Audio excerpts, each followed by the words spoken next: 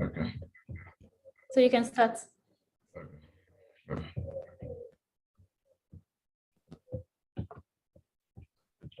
Trying to go back. This is not the beginning.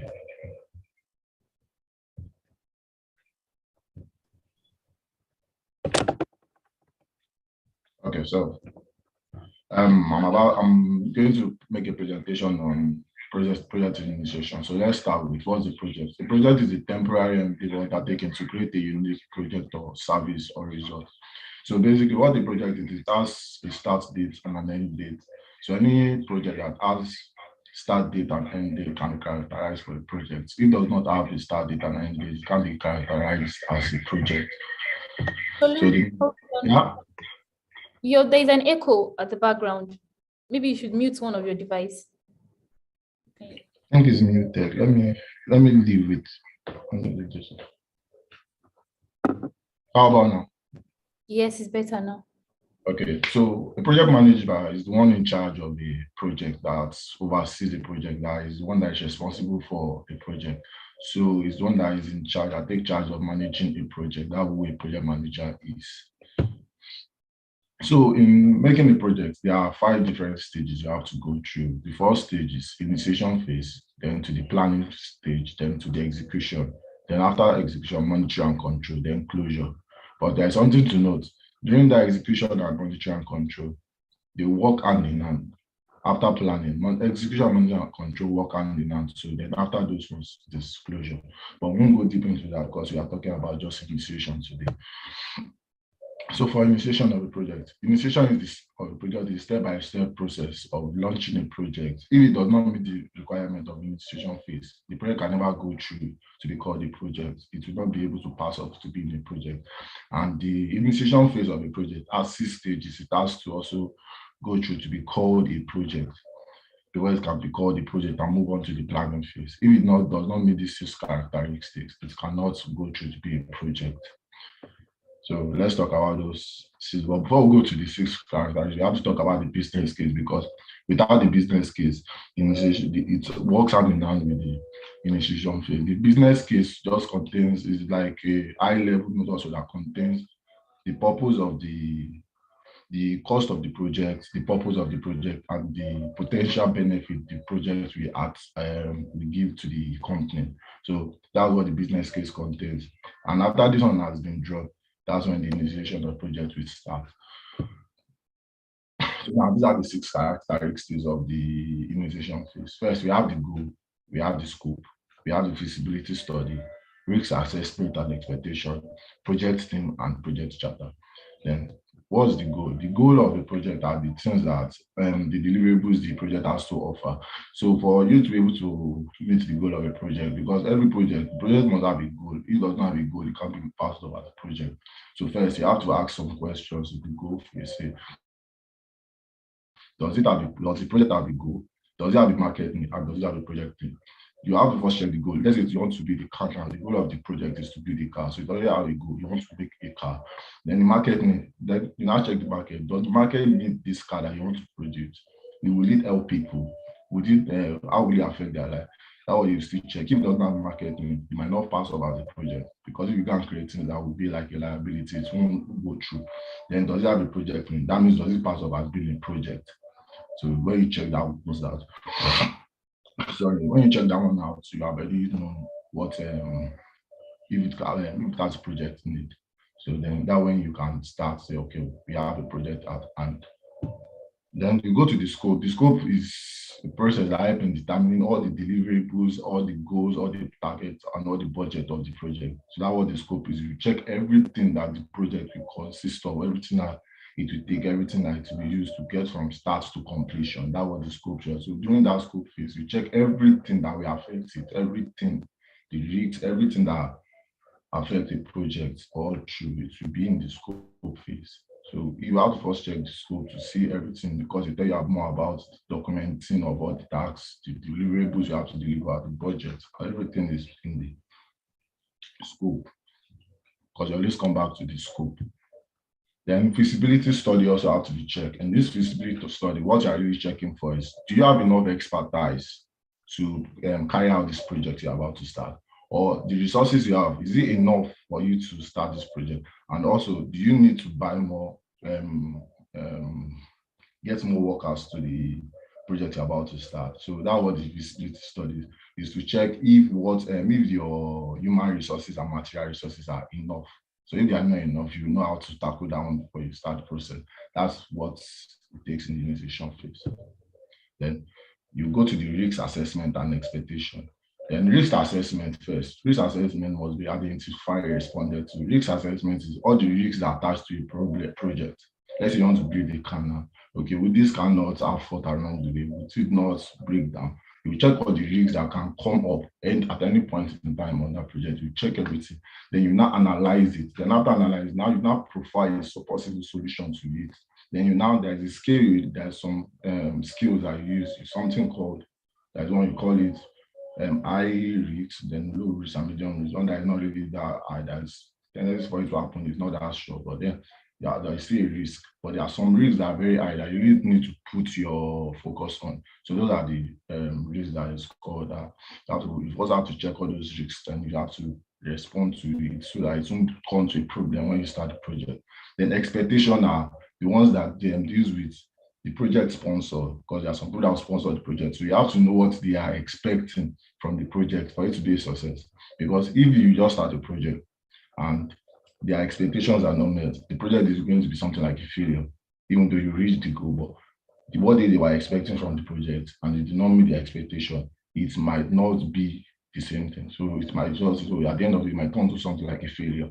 So you have to actually ask them, sit them down, tell them what are they expecting from the project, then tell them, okay, let us come to one hand so that you'll be able to know that, okay, this is what all of us want from this project. So it's not be like, this one want this one, this one want and that thing, this one want and that thing. So we join all of them together and come to a resolve and get down to be able to achieve it quickly. Then we have the project charter. In the project charter is a high-level document that contains everything what a non-professional can read and understand the project they're about to do. It contains the name of the project.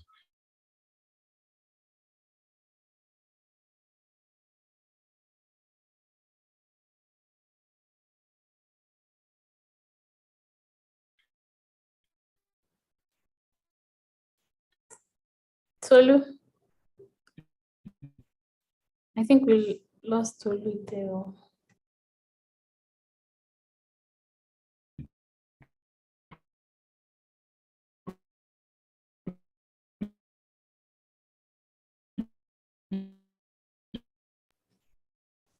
The project goal of the program. Tolu, can you hear me? Tolu.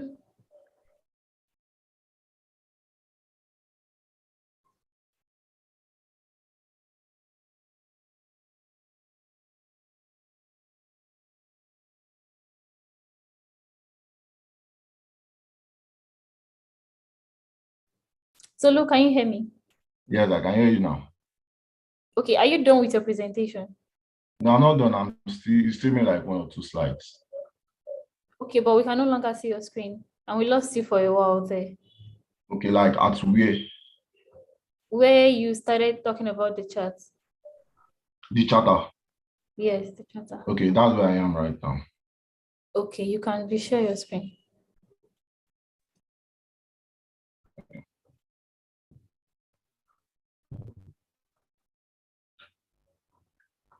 Okay, so are you seeing my screen like this? Yes, yes.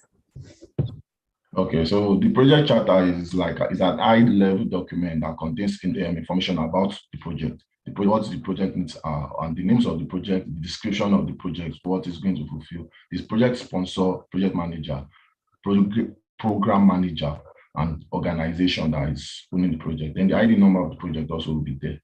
The start date of the project, the end date. Then you write, that's the scope also there, the things that are in the scope of the project, things that you're going to deliver, and things that are not in the scope of the project, I don't need to deliver. Then the constraints you're going to face, that's the risks that we talked about. So that's the risks, that's the constraint that you're going to face. Then the key risks, the ones that are the major risks that you're going to face. Then the assumptions that you made that, okay, these are things that might happen. Then the project budget, the amount you are budgeting for the project, that's what the project budget means. And then the project team also, you have to build a team. So those things, you write them down, their roles, so that they won't come up and be like, it won't be like something that will slow down. Then if someone not fulfill this part, people like, oh, is this one? I don't know. Okay, I'm meant to do this one. So if you are giving everybody a particular role to do, they will know that, okay, they are going to do this, and they'll be able to do their tasks to time. Then the key project milestone, those are the things that if they have achieved, they are like a major milestone, that things that are like a major deliverable that pass for, that like led to successful, like those are the milestones to mark successes.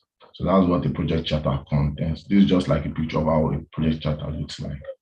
So yeah, for the last one, thank you for listening. Do I have any question?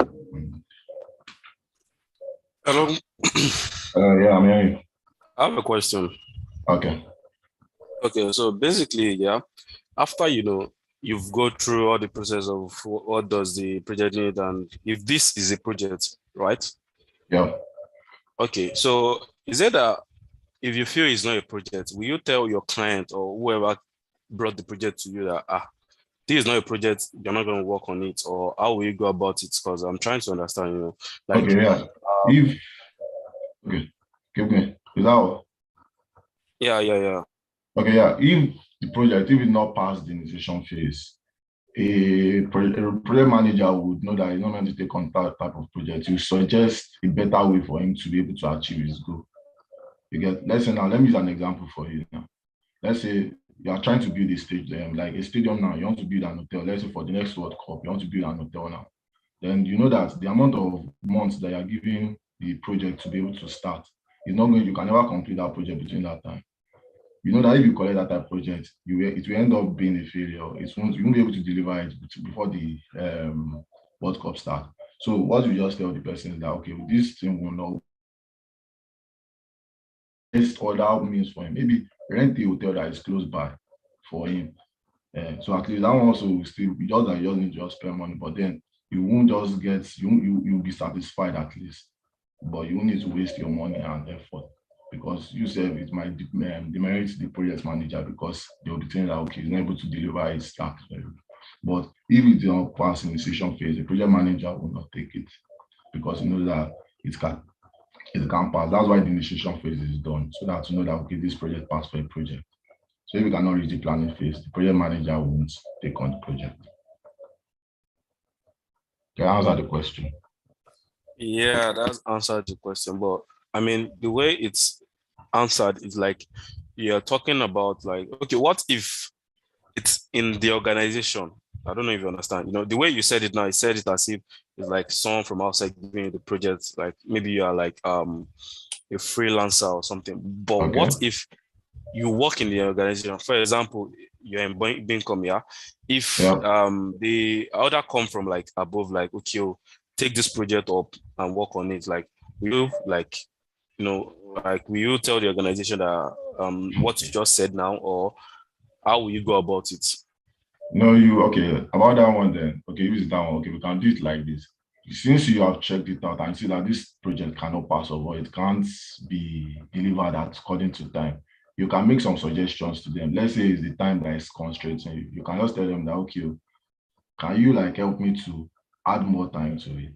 Or maybe the budget is the one that is going to be the constraint. No, there'll be something that must be a constraint to that project. So if it is going to be money, then you tell them that, okay, you need more budget. Then if they were like, okay, you can't go more than this budget, then you tell them that, okay, you look for other alternatives for them to be able to use. So at least both of you will be able to be happy. Is that okay? Yes, thank you. Yeah, you're welcome.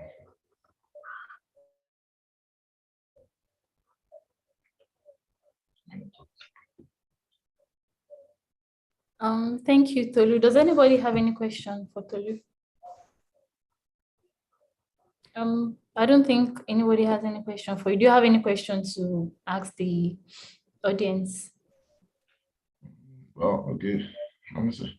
Who can tell me the 6 characteristics of the initiation of a project? Anybody?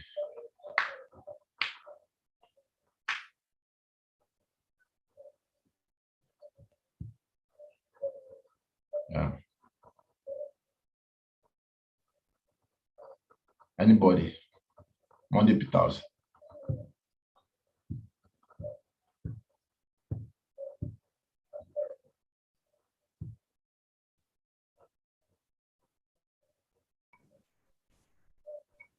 Hello? Hello. Hello. Can you hear me? Characteristics of initiation of a project. Okay. The other time, I think I wrote them down because I really wanted this topic. So I wanted to ask you a question from the characteristic of the limitation. You talked about the goal, you talked about the scope, you talked about project manager, then you talked about what project charter. I really wanted to ask you something. The difference between the project manager and the program manager. All right. You make mention of those two things. Okay. Yeah. A program manager. A program manager is not a manage a lot of projects. A program consists of a lot of projects. Okay. Exactly. A program consists of a lot of projects. So a program manager manages is one that is in charge of a group of related projects. That's who a program manager is. So each project will have its own project manager. So if their projects are similar, they will be under a program manager. Exactly. Okay. Yeah. So that's the difference between both of them. Thank you. Yeah. So who can tell me what a business case is? Someone.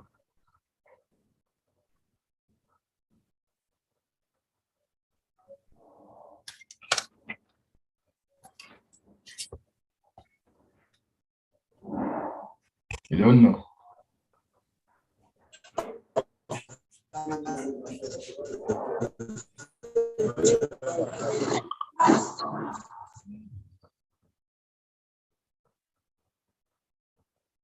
Okay. So nobody know what a business case is.